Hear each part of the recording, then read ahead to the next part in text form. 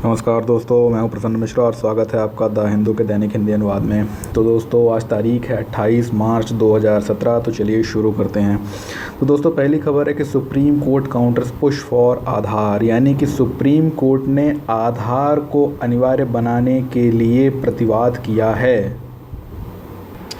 तो यहाँ पर लिखा हुआ है कि can not force it for availing welfare schemes, use it in IT bank account purpose is fine. यानी कि सुप्रीम कोर्ट का कहना है कि कल्याणकारी योजनाओं के लिए अर्थात वेलफेयर स्कीम के लिए इसको ज़बरदस्ती थोपा नहीं जा सकता है। हाँ, आईटी यानी कि इनकम टैक्स तथा बैंक अकाउंट से संबंधी कार्यों के लिए ये ठीक हो सकता है, लेकिन किसी भी कल्याणकारी योजना के लिए इसे अनिवार्य करना ठीक नहीं है। तो एक जो शब्द उन्होंने इस्तेमाल किया है वो ये किया, वॉलंटरी एक्सरसाइज। ठीक, यानी कि ये व्यक्ति का अपने निर्णयों से लिया गया कार्य है, यानी कि वो आधार के द्वारा अपनी सूचना देना चाहता है या नहीं देना चाहता है केंद्र सरकार को, ये उसके ऊपर निर्भर है। लेकिन केंद्र सरकार के द्वारा उस व्यक्ति को दी जाने वाली जो कल्याणकारी सुविधाएं हैं तो वो उसका अधिकार हैं। तो उसके लिए आवश्यक नहीं है कि वो अपनी सारी जानकारियां जो है, जिसमें कि खासकर बायोमेट्रिक जानकारियां भी हैं और उसकी बहुत सारी पर्सनल जानकारियां भी हैं, तो वो सारी जानकारियां केंद्र सरकार को इसलिए दे ताकि वो सब्सिडी की जो योजनाएं हैं तो वो उसे प्रदान करें। तो ये कहना सुप्रीम कोर्ट का कि पहले ही कहा गया था आधार के बारे में कि ये वॉलंटरी एक्सरसाइज यानी कि एक स्वैच्छिक कार्य होगा। अर्थात कोई व्यक्ति अगर वो बायोमेट्रिक सूचना नहीं देना चाहता है तो वो नहीं भी दे सकता है, लेकिन उसको वो सारी योजनाओं का लाभ मिलना चाहिए। कोर्ट ने इस बात के मद्देनज़र अपना ये निर्णय नहीं कहेंगे कि अपना एक व्यू रखा है, वहाँ पर अपना एक दृष्टिकोण रखा है कि अभी सरकार ने जितनी भी वेलफेयर स्कीम्स थी, खासकर जो नरेगा है और इसके अलावा जो एम्प्लॉय पेंशन स्कीम है, इन दोनों में ही इसको अनिवार्य कर दिया गया। और साथ ही साथ आपको पता होगा कि मिड डे मील योजना में भी, जिसमें बच्चों को मध्याह्न भोजन दिया जाता है, उसमें भी आधार को अनिवार्य कर दिया गया। तो इन सभी चीज़ों को देखते हुए जो सुप्रीम कोर्ट था तो उसने कहा कि हम पहले भी इसके बारे में एक फ़ैसला दे चुके हैं कि आधार को अनिवार्य नहीं किया जा सकता है, लेकिन सरकार बार बार हमारे उस फैसले के खिलाफ कार्य कर रही है। तो यहाँ पे आपको बता दूं कि एक संवैधानिक पीठ बैठी सुप्रीम कोर्ट की और उसने अक्टूबर 2015 में ये कहा था कि citizen can not be compelled to have Aadhaar as a precondition, यानी कि किसी भी पूर्व शर्त के तौर पर एक व्यक्ति को आधार प्राप्त करने के लिए मजबूर नहीं किया जा सकता है। ठीक, to access centrally sponsored welfare scheme, जिससे कि वो केंद्र सरकार द्वारा प्रायोजित कल्याणकारी योजनाओं का लाभ उठाता हो। तो आप समझ गए कि 2015 का जो एक निर्णय था संवैधानिक पीठ का, उसने ही ये कहा था कि आधार को अनिवार्य नहीं किया जा सकता है। लेकिन यहाँ पे लिखा है कि in short the court had made it clear that the government was not free to discriminate between the person who has the Aadhaar card and one who does not. यानी कि सीधे तौर पे सुप्रीम कोर्ट का ये कहना है कि केंद्र सरकार उन लोगों के बीच में भेदभाव नहीं कर सकती है जिनके पास आधार कार्ड है और जिनके पास आधार कार्ड नहीं है। हालांकि उनका ये भी कहना था कि जो नॉन वेलफेयर एक्टिविटीज़, अर्थात कि ऐसी गैर कल्याणकारी योजनाएं जैसे कि इनकम टैक्स रिटर्न भरने के लिए और उसके अलावा अपना पैन कार्ड इत्यादि बनवाने के लिए अगर आधार को अनिवार्य किया जाता है तो उससे उनको कोई समस्या नहीं है। तो दोस्तों, एक खबर है BJP trying to sneak in corporate funding. तो इसमें सीधा मतलब इसका ये होता है कि बीजेपी इस बात का प्रयास कर रही है कि कॉरपोरेट फंडिंग में सेंध लगा सके। ठीक, तो उससे हमको लेना देना नहीं है। हालांकि इसके बारे में मैंने काफ़ी सोचा था, पर मुझे लगा कि आपको बताना ज़रूरी नहीं होगा, क्योंकि अब ऐसा तो होता ही रहता है, आमतौर पे सरकारें ऐसा कार्य करती रहती हैं।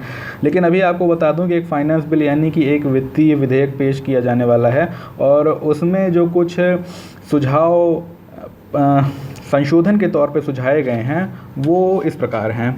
तो उन सारे संशोधनों का विरोध कर रहा है अपोजिशन, इसलिए जानना महत्वपूर्ण है कि वो सारे संशोधन क्या हैं। तो पहला है कि जो आयकर अधिनियम 1961 है तो उसके सेक्शन 132 में चेंज किया गया है, जिसमें ये कहा गया है कि anything can be provisionally seize during a raid, यानी कि एक छापे के दौरान कोई भी चीज़ प्रोविजनली जब्त की जा सकती है, यानी कि बिना किसी सूचना के बताए या कि कुछ वक्त के लिए प्रोविजनली, यानी कि समझिए कि कुछ एक विशेष पूर्व वक्त के लिए, पूर्व समय के लिए उसको जब्त किया जा सकता है। दूसरा है IT officers given the right to raid properties where charities operate and seek any information, यानी कि जो आईटी ऑफिसर्स होंगे, जो आयकर के अधिकारी होंगे, तो उन सभी जगहों पे जहाँ पे चैरिटी कार्य करती हैं, यानी कि चैरिटी का मतलब होता है जहाँ पे जो समाज सुधारक और इस प्रकार के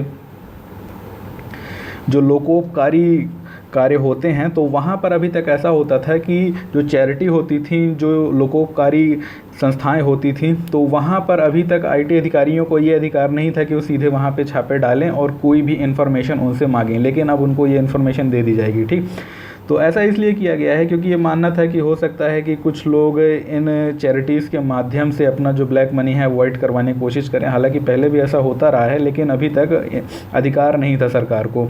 तीसरा यहाँ पर ये कहा गया है कि Aadhaar to be mandatory link to PAN cards by July 1, यानी कि 1 जुलाई 2017 तक सभी पैन कार्ड्स को आधार के साथ जोड़ना अनिवार्य कर दिया जाएगा। ठीक, तो उनका ये कहना था कि अगर ये आधार कार्ड 1 जुलाई 2017 पैन कार्ड 1 जुलाई 2017 तक आधार कार्ड से नहीं जोड़े जाएंगे तो सारे पैन कार्ड जितने हैं तो वो अवैध घोषित हो जाएंगे। यानी कि अगर आपके पास पैन कार्ड है तो 1 जुलाई 2017 तक आधार के साथ लिंक होना चाहिए, नहीं तो वो क्या हो जाएगा, इनवैलिड हो जाएगा। और इसी तरीके से आपको बताऊं कि जो आपके मोबाइल नंबर भी हैं तो वो 2018 तक का वक्त दिया गया है, उसके अंतर्गत जितने भी पुराने मोबाइल नंबर हैं तो वो सारे के सारे आधार से लिंक हो जाने चाहिए, और सारे नए मोबाइल नंबर तो अब आधार से ही मिलेंगे, ऐसा कर दिया गया है। तो चूँकि अब ऐसा जब नियम बनाया गया है तो इससे व्यक्ति के लिए आधार बहुत ही ज़्यादा अनिवार्य हो गया है।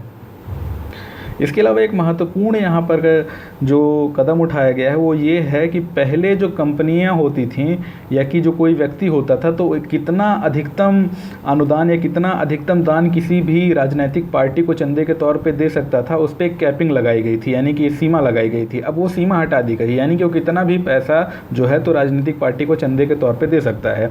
और इसके अलावा ये आपको पता ही है कि जो थ्रेशोल्ड लिमिट है, यानी कि जो अधिकतम सीमा है कैश के रूप में लेन देन के लिए, तो वो पहले 3 लाख कही थी सरकार ने, अब उसको कम करके उस संशोधन विधेयक में 2 लाख कर दिया गया। यानी कि 2 लाख से ज़्यादा का अगर लेन देन किया जाता है कैश में तो इससे क्या होगा, इससे जितना भी पैसा लेन देन किया जाएगा तो वो सारा का सारा जब्त कर लिया जाएगा। जैसे कि 3 लाख रुपए का लेन देन हुआ या 5 लाख रुपए का लेन देन हुआ तो जितने का भी लेन देन हुआ तो सारा का सारा जब्त हो जाएगा।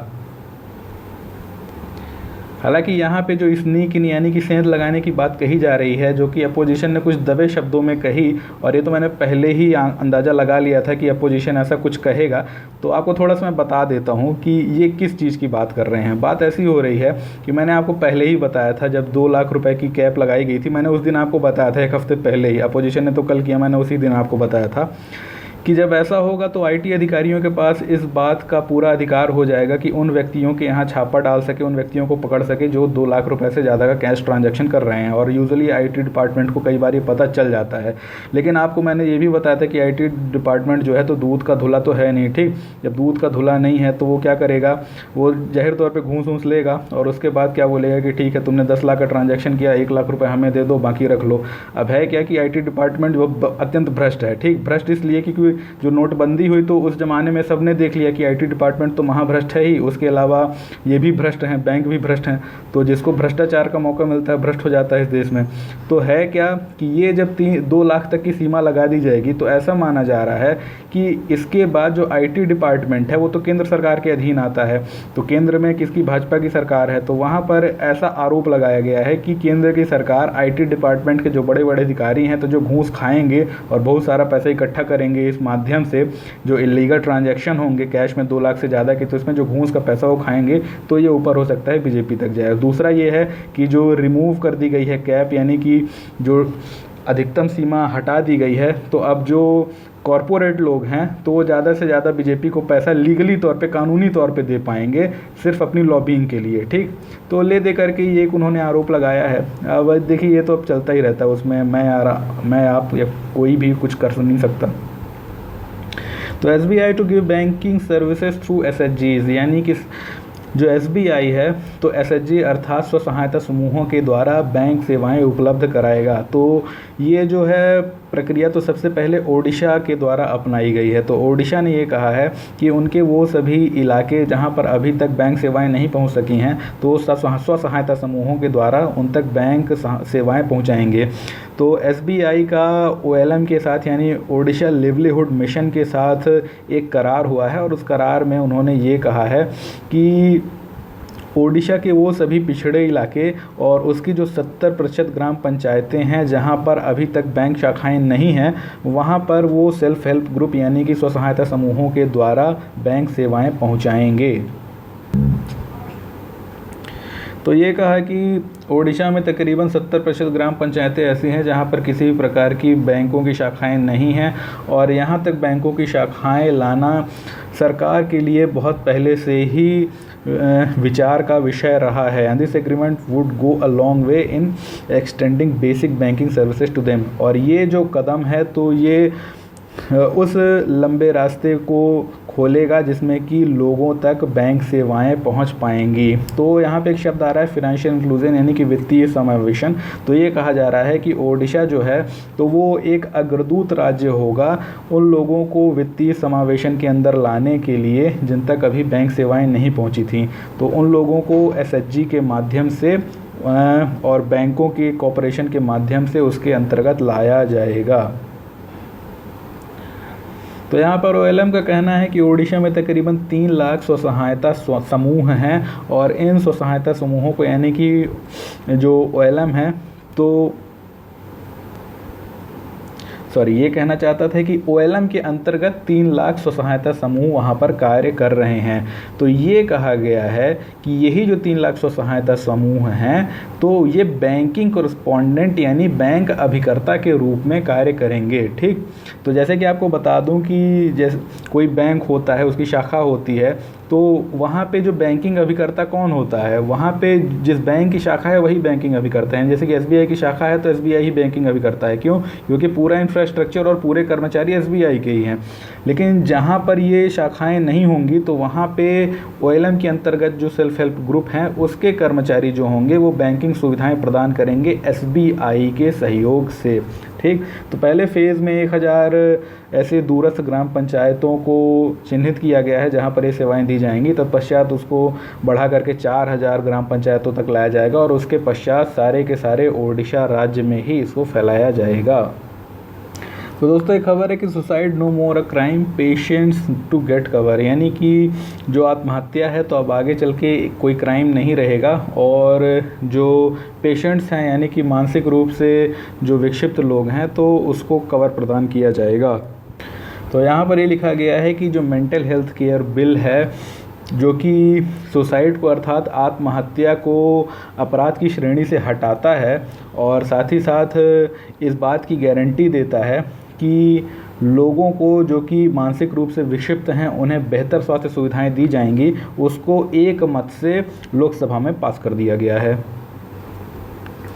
यहाँ पे लिखा हुआ है कि द बिल मैंडेट्स, यानी कि बिल ऐसा कहता है, ऐसा अधिदेश देता है कि a person attempting suicide shall be presume to be suffering from severe stress, यानी कि जो व्यक्ति सुसाइड का प्रयास कर रहा है, आत्महत्या का प्रयास कर रहा है तो वो मानसिक तौर पे अत्यधिक तनाव से गुजर रहा है। Therefore shall not be tried और पनिश्ड बाय लॉ, इसलिए उस पे कानून के तहत कोई भी मुकदमा नहीं चलाया जाना चाहिए या कोई भी सज़ा नहीं दी जानी चाहिए। Further the new bill mandates that person with suicidal tendencies be provided help and rehabilitation, यानी कि ऐसे व्यक्ति जिनमें आत्महत्या की प्रवृत्तियां हैं या कि जो उसका प्रयास कर चुके हैं तो उनको सरकार के द्वारा सहायता और पुनर्वास प्रदान किया जाए। तो दोस्तों जो रिहेबिलिटेशन या पुनर्वास शब्द होता है उसका मतलब ये होता है कि किसी भी व्यक्ति को वो सब उपलब्ध कराना जो कि उपलब्ध ना होने की वजह से वह पीड़ा या कष्ट या तनाव में है। ठीक, तो रिहेबिलिटेशन किसी भी प्रकार का हो सकता है, जैसे कि किसी व्यक्ति के पास अगर मान लीजिए उसकी ज़मीन वगैरह ले ली गई, तो उसको रिहेबिलिटेट करने का मतलब है कि उसको आप मुआवजा पर्याप्त दीजिए या ज़मीन कहीं और दीजिए। दूसरा है जैसे कोई नशे में बहुत ज़्यादा पड़ा हुआ है, वो उसकी ज़िंदगी जो है वो नष्ट हुई जा रही नशे की वजह से, तो उसको रिहेबिलिटेशन का मतलब होता है कि उसको नशे की आदत से छुटकारा दिलाना ताकि उसका जीवन बेहतर हो सके। यानी कि समस्या से निजात दिलाने के लिए जो प्रयास होता है उसे ही रिहेबिलिटेशन या पुनर्वास कहा जाता है। तो पुनर्वास का मतलब सिर्फ ये नहीं होता है कि किसी व्यक्ति को एक जगह से दूसरी जगह बसा देना, ठीक। वास शब्द है पुनर्वास, लेकिन उसका जो दायरा है बहुत ही वृहद है। तो यहाँ पे लिखा हुआ है कि Naidu launches online film certification system, यानी कि वेंकैया नायडू ने ऑनलाइन फिल्म प्रमाण के तंत्र को, फिल्म प्रमाण की प्रणाली को लॉन्च किया है, ठीक।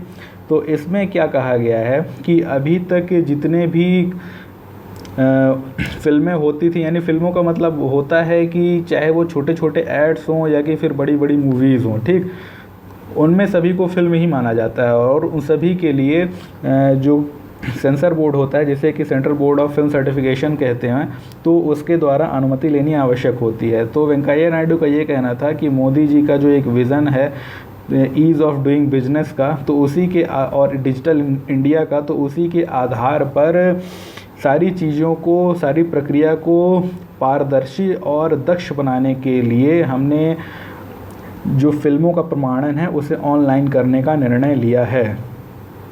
तो यहाँ पे ये लिखा गया है कि अंडर द न्यू सिस्टम, यानी कि नई प्रणाली के तहत जो शॉर्ट फिल्में यानी कि लघु फिल्में हैं और प्रोमोज और trailers of less than 10 minutes, यानी कि जो प्रचार या ट्रेलर हैं जो कि 10 मिनट से कम हैं, तो उन्हें उनका निर्माता सीधे ही ऑनलाइन तरीके से सबमिट कर सकता है, यानी कि जमा कर सकता है, ठीक।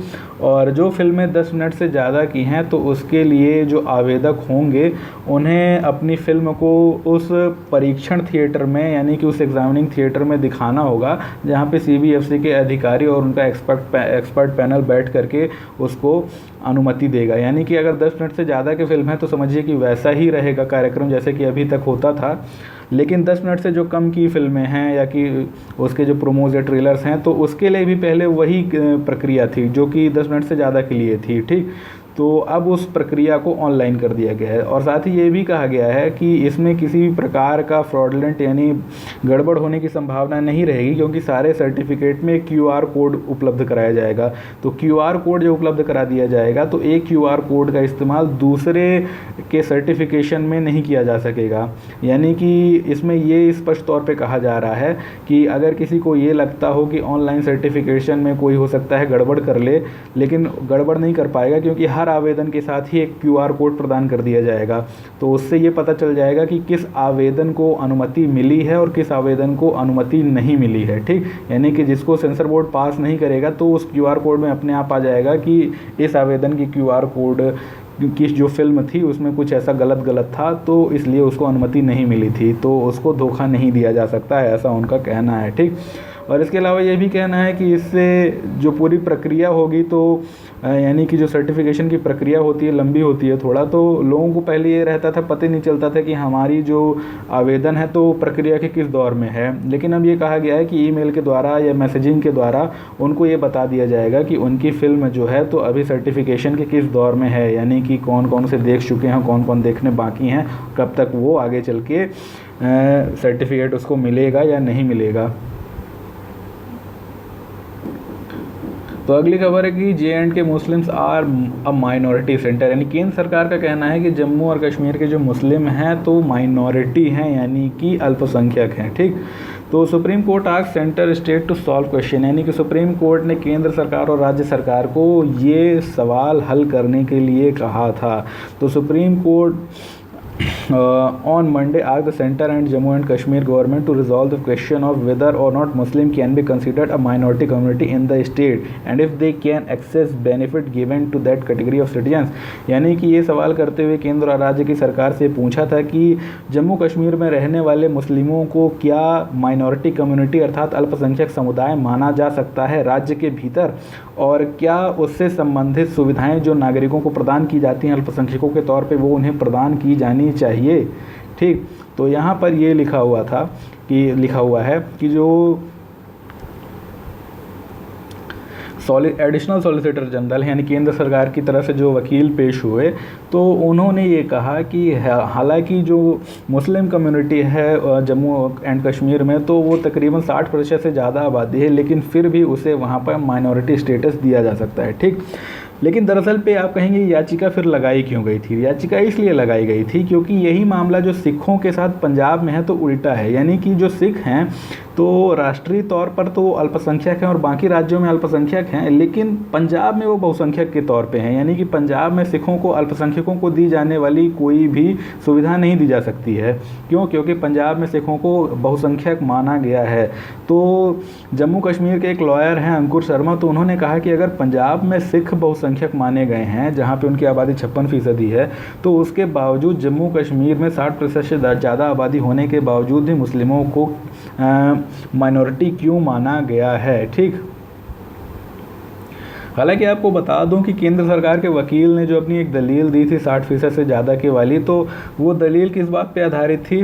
वो आधारित थी कमीशन फॉर माइनॉरिटीज़ एक्ट के आधार पर। ठीक, लेकिन अंकुर शर्मा का ये कहना था कि जो धारा 370 है तो उसके कैविएट के आधार पर ये एक्ट जम्मू कश्मीर में लागू ही नहीं होता है, तो इसके आधार पर सरकार का ये जो दलील है वो ठीक नहीं है। और उनका ये कहना था कि जो इस वजह से स्टेट गवर्नमेंट है तो आर्टिकल 29 यानी कि अनुच्छेद 29 protection of interest of minorities यानी कि अल्पसंख्यकों का अधिकार का संरक्षण, और साथ ही rights of article 30 rights of minorities to establish and administer education institute, यानी कि अल्पसंख्यकों का वो अधिकार जिसमें कि वो अपने शिक्षण संस्थान बना और उसका प्रशासन संभाल सकते हैं, उन दोनों ही आर्टिकल्स का उल्लंघन होता है। ऐसा इसलिए लिखा गया है क्योंकि इसमें ये कहना है कि ये जो अधिकार हैं तो ये माइनॉरिटीज़ को दिए जाते हैं आर्टिकल 29 और 30 के, जबकि यहाँ पे उल्टे ये अधिकार जम्मू कश्मीर में मेजॉरिटी को दे दिए गए हैं। तो एक तरीके से लीगल मुद्दा है, तो मुझे लगा कि आपको जानना चाहिए। तो अंतर्राष्ट्रीय वाले पेज में लिखा है कि India disproportionately benefits from H1B scheme, यानी कि भारत गैर आनुपातिक तौर पर H1B योजना का लाभ उठाता है। तो वहाँ पर एक नेता हैं अमेरिका में, जो यूएस कांग्रेस जो होती है, आपको पता होगा कि वहाँ पे यूएस कांग्रेस और सीनेट दो चीज़ें होती हैं, तो वो यूएस कांग्रेस के सदस्य हैं।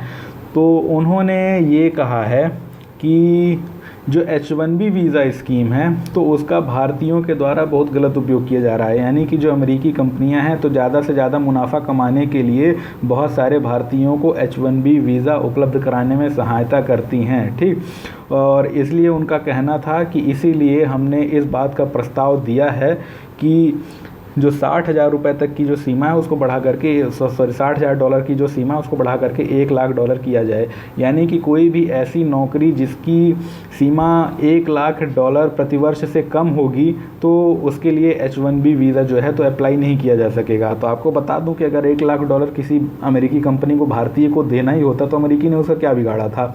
होता ही ये है कि जो भारतीय होते हैं तो 50,000, 55,000, 60,000 डॉलर में काम करते हैं 1 साल के लिए वहाँ पे। ठीक, तो अभी तक ये जो 60,000 की सीमा थी तो उनके लिए बहुत अच्छी थी, क्योंकि आमतौर पे जो कंपनियाँ थीं तो वो उनको 62,000, 64,000 ऐसा करके पैकेज बना के दे देती थी। अगर उतना ही काम वो किसी अमेरिकी से करवाएं तो 1 लाख डॉलर से ज़्यादा मांगता था। ठीक, ऊपर से आप भारतीय से ज़्यादा भी काम करा लेंगे तो वो वहाँ पे जाके प्रोटेस्ट आंदोलन नहीं करता है, और अमेरिकी से अगर आप 1 मिनट भी ज़्यादा काम कराएंगे तो वहाँ पे आंदोलन प्रोटेस्ट करेगा, और वहाँ पे लेबर लॉज यानी कि श्रम कानून बहुत तगड़े हैं, उस कंपनी की वहाँ पे बैंड बजा दी जाएगी।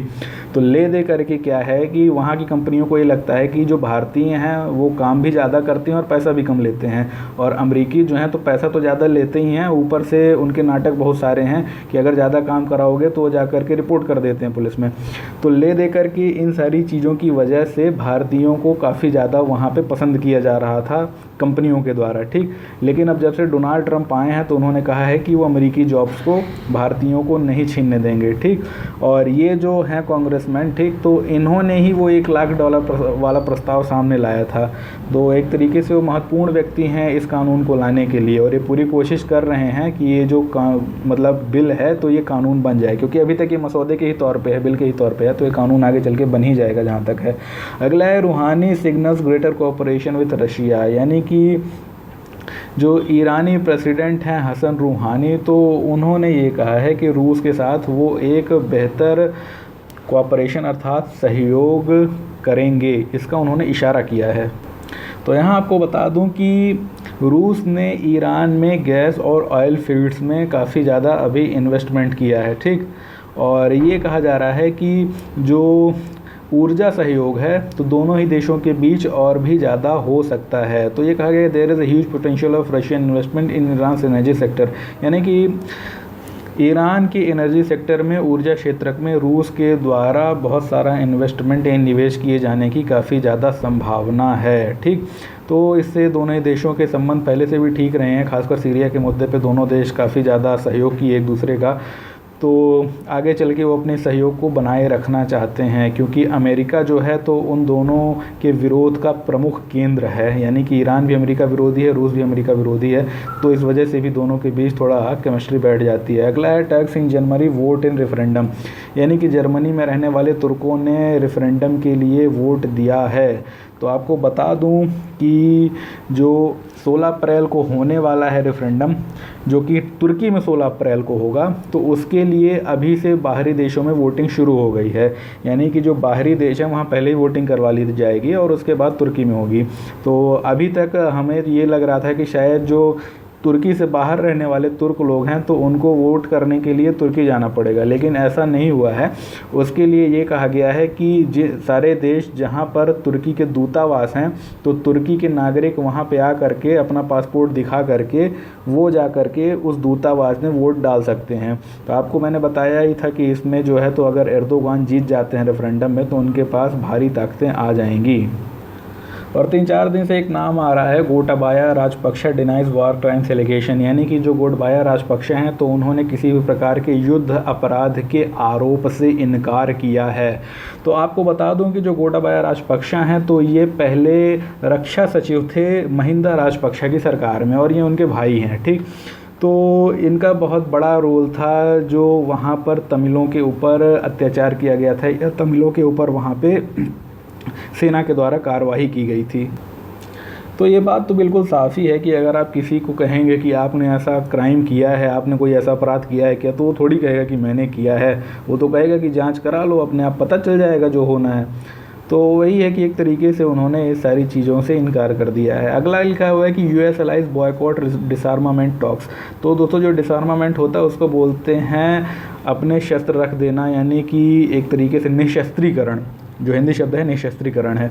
तो जो यूएस और उसके साथी हैं तो उन्होंने निशस्त्रीकरण का बहिष्कार किया है। तो आपको बता दूं कि यूएन में हर देश का अपना अपना एक अलग से एम्बेसडर होता है, यानी अलग से राजदूत होता है। तो जो यूएस की तरफ से हैं उनका नाम है निकी हेली, भारत की तरफ से हैं सैयद अकबरुद्दीन, ठीक। तो जो अभी यूएन के द्वारा एक प्रयास किया जा रहा था कि सारी दुनिया में जो न्यूक्लियर वेपन्स है, परमाणु हथियार हैं, उनका निशस्त्रीकरण किया जाए, और ये काफ़ी लंबे समय से बातचीत चल रही है इस मामले में। तो इस मामले में सच्चाई ये है कि कोई भी देश तैयार नहीं है, ठीक। थोड़े कमी ज़रूर की है रूस और अमेरिका ने आपस में एक दूसरे से बातचीत करके अपने हथियारों में, लेकिन फिर भी आप सोचिए कि जिनके पास 10-10 हज़ार 20-20 हज़ार न्यूक्लियर मिसाइल्स थी, तो उसमें 2-4 हज़ार अगर उन्होंने नष्ट भी कर दी तब भी उनके पास इतने मिसाइल बाकी हैं कि उससे वो कई बार इस पृथ्वी को नष्ट कर सकते हैं। तो इससे हम ये नहीं कह सकते हैं कि दुनिया में जो न्यूक्लियर थ्रेट है तो पूरी तरीके से ख़त्म हुआ है। हालांकि निकी हेली ने कहा कि मैं सबसे ज़्यादा खुश होंगी अगर पूरी तरीके से निशस्त्रीकरण हो जाता है तो, लेकिन निशस्त्रीकरण की बात इतनी आसान नहीं है, क्योंकि जो उत्तर कोरिया जैसे देश हैं उनसे कौन निशस्त्रीकरण करवाएगा। तो सीधी सी बात उनका ये कहना है कि अभी जो समय है तो ऐसा नहीं आया है कि सारे देशों के बीच ऐसा विश्वास पनप सके और ऐसी सहमति बन सके कि सारे देश एक साथ मिलकर के न्यूक्लियर हथियार अपने नष्ट करें। और आपको बता दूं कि कोई भी देश एक दूसरे पे भरोसा करता ही नहीं इस मामले में, बिल्कुल नहीं करता है। उन्हें लगता है कि कहीं ऐसा ना हो कि ये सारे हथियार अपने यहाँ वहाँ छुपा के रखे हों और बाकी हथियार हमारे सामने लाएं और उनको नष्ट करके बोलेंगे ठीक है हमने तो सारे नष्ट कर दिए, आप भी कर दीजिए। और लगता है कि हो सकता है कि अगर हमने अपने पूरे नष्ट कर दिए और बाद में दूसरे ने तो उतने ही नष्ट किए जितने दिखाए थे, अपने पुराने वाले निकाल करके, छुपाए वाले निकाल करके बोला कि चलो अब हमारे पास तो है, अब हमारी बात मानो नहीं तुमको बताते हैं। तो ले दे करके कोई भी अपने हथियार नष्ट नहीं करना चाहते हैं, क्योंकि सबको ये लगता है कि नष्ट करने की प्रक्रिया में हर देश अपने अपने न्यूक्लियर हथियारों को कहीं ना कहीं छुपा लेगा, समंदर के अंदर या यहाँ वहाँ कहीं भी, और उसके बाद बचे कुछ हथियारों को नष्ट करके बताएगा कि हमने पूरे नष्ट कर दिए, ठीक। तो ले दे करके जब विश्वास ही नहीं है विभिन्न देशों के बीच तो कैसे काम होगा। तो यहाँ पे लिखा है कि not for 101 cold chain projects, यानी कि 101 कोल्ड चेन परियोजनाओं के लिए अनुमति दे दी गई है। तो तकरीबन 101 कोल्ड चेन परियोजनाएं हैं जिनके लिए 3100 करोड़ रुपए का टोटल निवेश होगा। तो उसके लिए food processing sector ministry of food processing industries ने इजाज़त दे दी है। तो बाकी सब तो जो यहाँ पे दिया है वो सब आंकड़ा ही दिया है। आपके लिए जानना आवश्यक है कि ये फूड चेन ये कोल्ड चेन होती क्या है। तो दोस्तों आपको बता दूं कि जब फूड प्रोसेसिंग होती है तो उसके लिए जो चीज़ से ये बनाया जाता है पदार्थ, मतलब भोज्य पदार्थ या कि बनने के बाद जो चीज़ें होती हैं, तो उन सभी के लिए कोल्ड स्टोरेज की ज़रूरत होती है। जैसे कि आपको पता होगा कि जो फल वगैरह आते हैं तो पहले कोल्ड स्टोरेज में रखे जाते हैं, नहीं तो वो सड़ जाएंगे। ठीक, तो ऐसा ही कहा गया है कि भारत में फूड प्रोसेसिंग इंडस्ट्री बहुत कमज़ोर इसलिए है क्योंकि कोई कोल्ड चेन ही नहीं है। यानी कि जब कच्चा खाद्य पदार्थ बचेगा ही नहीं तो आप उसको प्रोसेस क्या करोगे, क्योंकि वही सड़ जाता है पूरा। तो ये कहा गया है कि फूड प्रोसेसिंग के लिए जब तक बहुत बड़ी कोल्ड चेन नहीं होगी तब तक बहुत अच्छी फूड प्रोसेसिंग इंडस्ट्री नहीं विकसित की जा सकती है। तो ये कहा गया है कि भारत जो है तो दुनिया में फल और सब्जियों का दूसरा सबसे बड़ा निर्माता है, और जो फूड प्रोडक्ट्स हैं यानी कि जो खाद्य पदार्थ हैं उनमें दुनिया के सबसे बड़े निर्माताओं में से एक है। तो उसके बावजूद भी भारत में फूड प्रोसेसिंग इतनी कमज़ोर क्यों है? यानी कि सिर्फ उसका 2.2%, पूरे प्रोडक्शन का 2.2% ऐसा है जो कि फूड प्रोसेसिंग के काम में आता है, और बाकी किसी देश में जाएंगे तो पता नहीं कितना 30, 35, 40% भी है। तो हमारी फूड प्रोसेसिंग इंडस्ट्री जो है तो बहुत ही बैकवर्ड है, बहुत ही पिछड़ी हुई है अभी। और आपको बता दूं कि भारत में जितने भी कोल्ड स्टोरेज हैं उनमें से 80 से 90% तो सिर्फ खाली आलू को स्टोर करते हैं। यानी कि आलू ही इकलौती ऐसी चीज़ है भारत में जिसको कि स्टोर करने के लिए कोल्ड स्टोरेज बनाए जाते थे। खाली 10 से 15% ही जो कोल्ड स्टोरेज है वहाँ पे फल इत्यादि को स्टोर किया जाता है। ज़्यादातर कोल्ड स्टोरेज आलू के लिए ही बनाए गए हैं। तो जाहिर तौर पे जब ये 101 नए कोल्ड चेन बनेंगे तो इससे क्या होगा, इससे ज़्यादा से ज़्यादा खाद्य पदार्थों, खासकर कच्चे खाद्य पदार्थों को, फलों और सब्जियों को वहाँ पे संरक्षित किया जा सकेगा, और उससे ज़्यादा से ज़्यादा मात्रा में प्रोसेस करके प्रोसेस्ड फूड बनाया जा सकेगा, जिससे कि ज़्यादा से ज़्यादा लोगों को फूड प्रोसेसिंग क्षेत्र में रोज़गार प्राप्त होगा। ठीक, समझ गए ना? यानी कि फूड प्रोसेसिंग इंडस्ट्री अगर आपको आगे बढ़ानी है तो सबसे पहले तो कोल्ड चेन खोलनी पड़ेगी, नहीं तो कच्चा माल आपको कहाँ से प्राप्त होगा। अगला दिया हुआ है कि digital platform to help railway save 60,000 crore, यानी कि रेलवे को 60,000 करोड़ रुपए बचाने के लिए अपना एक डिजिटल प्लेटफॉर्म लॉन्च करना पड़ा है। तो यहाँ पे आपको बता दूं कि ये जो डिजिटल प्लेटफॉर्म है इसका नाम बड़ा महत्वपूर्ण है। इसका नाम है IR1 ICT। तो यहाँ पे पीले रंग पे वो हाईलाइट किया हुआ है, तो आप देख लीजिएगा। ठीक, तो इसमें आपको बता दूं कि ये पूरी प्रक्रिया क्या है। तो रेलवे 12,000 करोड़ रुपए एक कॉमन डिजिटल प्लेटफॉर्म को विकसित करने के लिए निवेश करने वाला है, और इसका उपयोग होगा integrating information from all the departments leading to savings of over 60,000 crore. यानी कि सभी के सभी विभागों से सारी सूचनाओं को एक ही स्थान पर एकत्रित करना इसका लक्ष्य होगा, और इससे 60,000 करोड़ रुपए की बचत होगी। यानी कि ये कहना है कि अभी तक जो पूरा का पूरा इंफॉर्मेटिक्स स्ट्रक्चर यानी सूचना तंत्र है उसमें इतना पैसा खर्चा होता है रेलवे का कि उसकी वजह से तकरीबन 60,000 करोड़ रुपए अतिरिक्त खर्चा करना पड़ता है। तो रेलवे का यही कहना है कि इससे वो सारी की सारी जो प्रक्रिया है तो वो समाप्त हो जाएगी और हमें बहुत ज़्यादा लाभ होगा। तो ये लिखा हुआ है कि in the last rail budget I had announced an enterprise resource planning system. यानी कि अपने पुराने रेल बजट में, पिछले रेल बजट में मैंने इस बात का ऐलान किया था कि एंटरप्राइज रिसोर्स प्लानिंग सिस्टम जो है तो उसको विकसित किया जाएगा, और ये IT based platform for system wide integrating and planning होगा। यानी कि ये इंफॉर्मेशन टेक्नोलॉजी अर्थात सूचना प्रौद्योगिकी पर आधारित एक ऐसा प्रोग्राम होगा जो कि system wide integration and planning करेगा। यानी कि संपूर्ण जो तंत्र है रेलवे का उसके भीतर एक समावेशन, यानी कि इंटीग्रेशन का मतलब होता है सारी विभागों को एक जगह पे जोड़ देना, ठीक। और उसके बाद उससे जो योजनाएं बनानी होती हैं, सारे विभाग जब एक बार एक जगह पे जुड़ जाएंगे तो जो केंद्रीय योजनाएं उससे बनानी होंगी तो सारी आसान हो जाएंगी, यानी योजनाओं को बना करके उनको हर जगह आसानी से लागू करने के लिए डिस्ट्रीब्यूट किया जा सकेगा, ठीक। और आपको बता दूं कि ये सारी जो योजनाएं होती हैं तो लागू होना तो ज़मीनी काम है। सबसे पहले तो डॉक्यूमेंटेशन होती है, ठीक, नीचे से ऊपर तक सूचना का जाना, किस किस चीज़ की आवश्यकता है, फिर वहाँ पे नीतियों का बनना, फिर नीतियों का फिर से नीचे तक आना, तो इसको बोलते हैं इंफॉर्मेशन चैनल, सूचना चैनल। और आपको बता दूं कि सूचना चैनल जितना ज़्यादा बेहतरीन होता है तो कार्य उतना ही ज़्यादा तेज होता है और कार्य में खर्चे भी उतने ही कम हो जाते हैं, ठीक। तो यहाँ पर ये कहा गया है कि जो प्लानिंग हुई बहुत तेज हो जाएगी। क्यों? क्योंकि जो पूरा रेलवे का सिस्टम है, प्रणाली है, वो इंटीग्रेट हो जाएगा, एकीकृत हो जाएगा।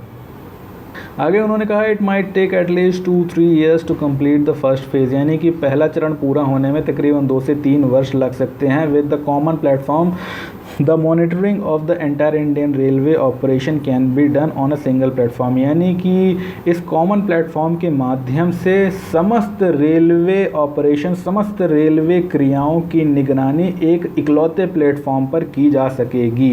यानी कि ये समझिए कि ये बहुत ज़्यादा केंद्रीकृत एक व्यवस्था होगी जहाँ पे कभी भी जो रेलवे बोर्ड है या कि रेल मंत्री है कोई भी सूचना चाहे तो उसको नीचे से मंगानी नहीं पड़ेगी, सारी की सारी सूचना उसे अपने केंद्र पर ही, रेलवे मंत्रालय पर भी, या कि जहाँ पर वो उसका एक सर्वर बनाएंगे वहाँ पर प्राप्त हो जाएगी, ठीक है।